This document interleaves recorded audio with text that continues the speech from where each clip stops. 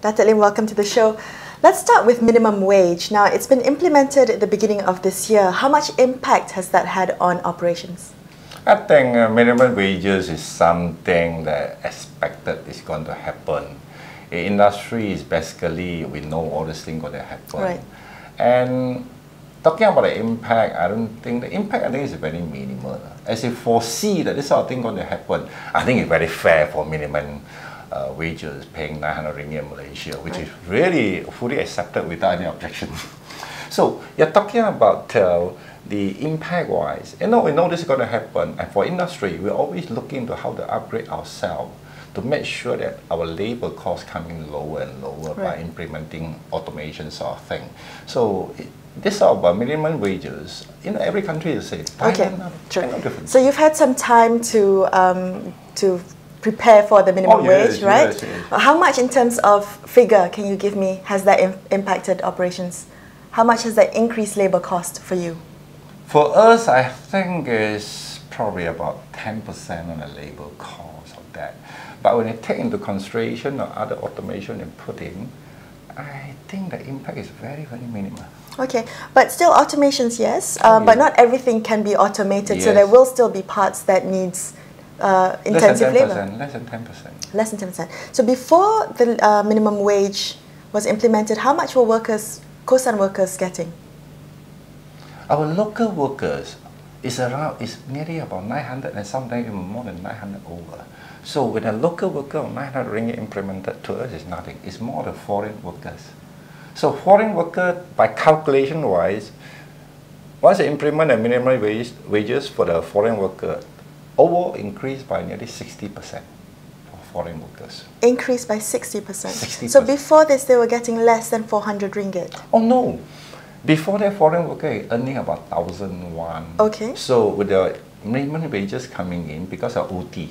Right. So you end up to be 1,006.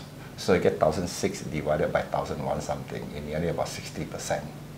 So local workers, no difference for us because we are in the Klang Valley area, pay is higher. Right. So do you think that since the implementation of minimum wage, have you hired less workers, or have you had to lay off workers? We are not laying off workers. We in fact bring less foreign workers. Hiring more local workers perhaps? Local workers, always looking for more local workers. We love local workers. But you can't get them? Can't get it.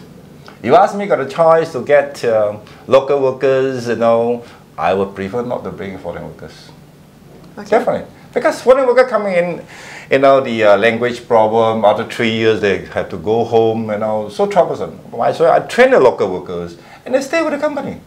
So why is it so hard to get local workers? Is it hard to get for that manufacturing sector? I just don't know. Our factory in front is always a signboard, we're looking for workers. And we advertise, and now we see labor office, I just can't get it.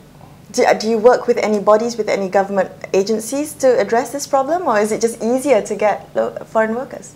Foreign workers, it just apply to the government, also not easy. They have to make sure you're qualified, check through all your employment ratios or things, But I would say industry are looking forward to do as much automation as possible and bring down dependence on foreign workers. Definitely Malaysia workers is not enough. Okay, let's talk a bit about your expansion plans. What do you have planned for the next, say, 3 to 5 years? Okay, we are planning to go big. So we have project on. One plant going to be ready by December this year. Okay. Another 2 plants going to be ready by April next year. One more plant going to be ready by end of next year. So we are increasing our capacity, and we want to keep moving our capacity to be big. But in expansion, honestly, we are not talking about what you are doing now to increase your volume, We are more talking about transformation.